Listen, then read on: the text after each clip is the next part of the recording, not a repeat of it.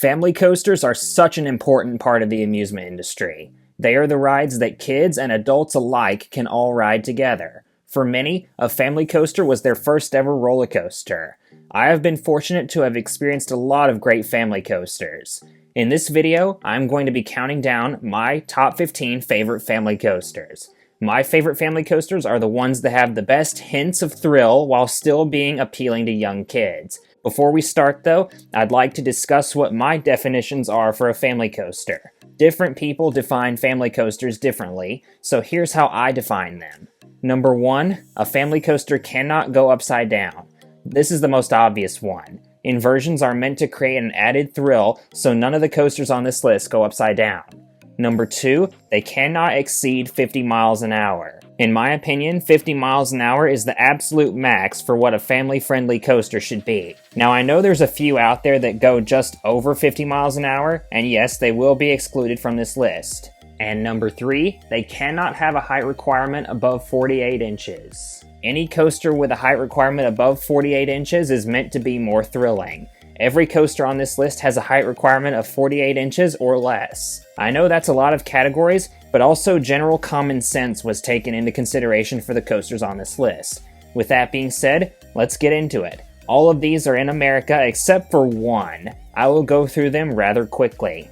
Let's kick off the list with Manta at SeaWorld San Diego. This is a Mock Rides family multi-launch coaster. This ride starts out indoors with a pre-show, then launches you into a layout with a bunch of twists and turns. You even go under a bridge. Halfway through the layout, there is a second launch as well. Now, there is a trim break right before the second launch, so that does slow the pacing, but thankfully only for a few seconds. This is a really well done family coaster. Now, unfortunately, the pre-show was not working when I rode it, but I imagine if it was working, this ride might be higher up on this list. Number 14 is Laugh Track at Hershey Park. This is a Maurer spinning coaster located indoors in the dark. This ride has a funhouse theme to it. You go through and past all sorts of neon cutouts and theming elements during the ride. Now this is a cloned layout, but I don't mind because these rides are super fun. I'm a big fan of these Maurer spinners, and this one is definitely my favorite. The capacity on these rides aren't great, so make sure if you go to a park that has one of these, you hit it early. Number 13 is Merlin's Mayhem at Dutch Wonderland. This is a family inverted coaster by S&S Worldwide, and is a very nice ride. This ride is of course themed to Merlin the Magician as he tries to tame his pet dragon. It has a couple nice helixes as well as a dive under a bridge. This ride does rattle a little, but it's not intense enough to make it not worth riding again. I've always gotten multiple rides on this during my visits to this park.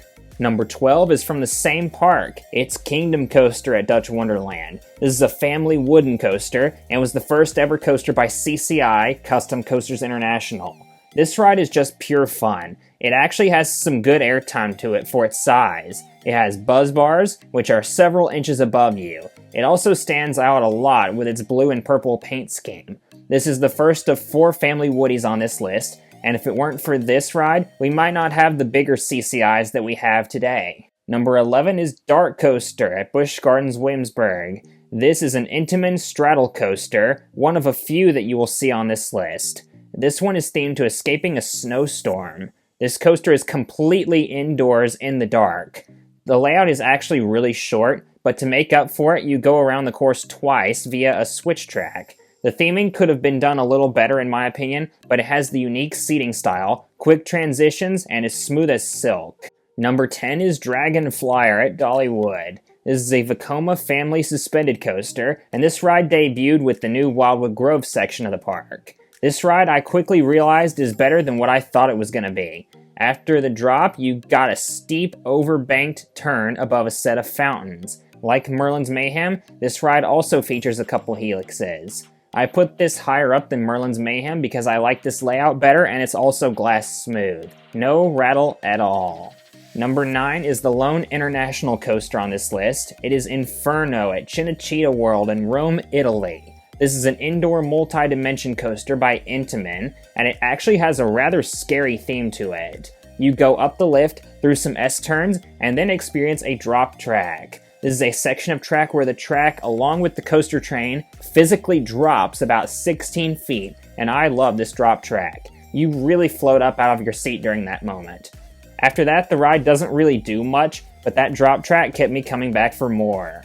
At number 8 is Wavebreaker the Rescue Coaster at SeaWorld San Antonio. This is another straddle coaster. This ride's setting is fantastic. It is situated entirely over the park's lake. It has a couple launches, the first one out of a show building, and it is supposed to simulate a jet ski going out to rescue sea animals. Even so, it does feature a couple moments that go high up. This park did not have a real family coaster before Wavebreaker debuted. This ride was an instant hit for SeaWorld San Antonio, and as a result, we now have 3 of these in the chain. The one con I have with this coaster is that its pacing feels like it slows down quite a bit at points. Other than that, this ride is very nice. Number 7 is Oscar's Wacky Taxi at Sesame Place. This is a family wooden coaster by the Gravity Group.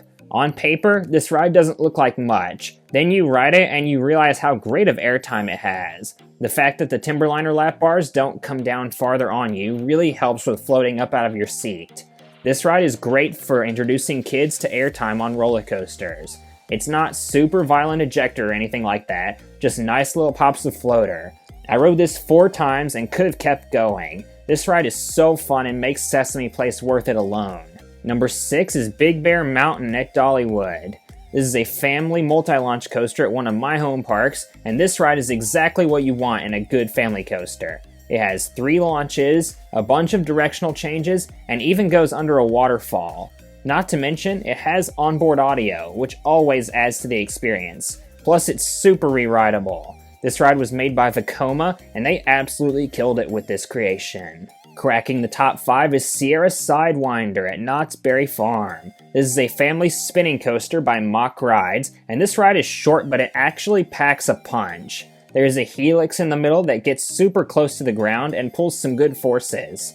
This is a spinning coaster, but the spinning is not out of control like a lot of spinning Wild Mouse coasters are. It's just enough to introduce kids to the thrill that larger spinning coasters can bring. Number 4 is Arctic Rescue at SeaWorld San Diego, the third and final Intamin straddle coaster on this list. If you can't tell, I think the straddle coasters are some of the best family coasters out there. They offer such a unique seating style and are butter smooth. Unlike Wavebreaker, I think this one holds its pacing well the entire time, and with this being outdoors, it doesn't leave you wanting more with the theming, unlike Dark Coaster. Arctic Rescue is definitely the best of the 3 SeaWorld straddle coasters in my opinion, and fixed the issues I had with the other 2. We've made it to the top 3. We have Invader at Busch Gardens Williamsburg. This is a family wooden coaster by GCI, Great Coasters International, and this ride was a huge deal for the park when it opened. This was the park's first ever wooden coaster, a huge gap in their lineup previously. This ride has several good airtime pops.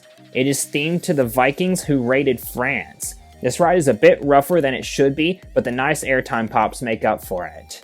At number 2 is a Woody with even better airtime. It is Kentucky Flyer at Kentucky Kingdom. This ride is the perfect introduction to airtime.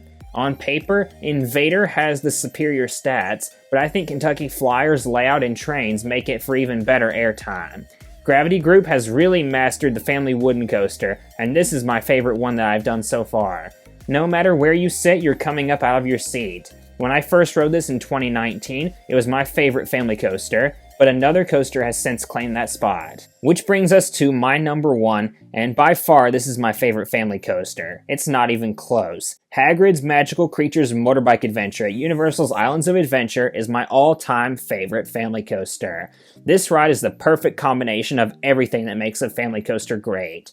Incredible theming, a very long ride, and the most launches on one roller coaster in the world, 7. Not to mention onboard audio and 2 different seating options. You have the standard sit-down option on the sidecar side, and you have the motorbike seating option naturally on the motorbike side. Intamin and Universal really elevated the standards for family coasters when this ride debuted. It's worth the 2-hour waits that it gets. To me, Hagrid's Magical Creatures Motorbike Adventure is the gold standard in family coasters, and is far and away my all-time favorite family coaster. I hope you all enjoyed this list. I'm sure as I ride more family coasters, this list will change. This is just how it stands as of 2025. Be sure to let me know what your favorite family coasters are. There are so many great ones out there, with new ones constantly getting built across the world. Thank you all so much for watching. Please be sure to like, comment, and subscribe. And this is Coasters and Things signing out.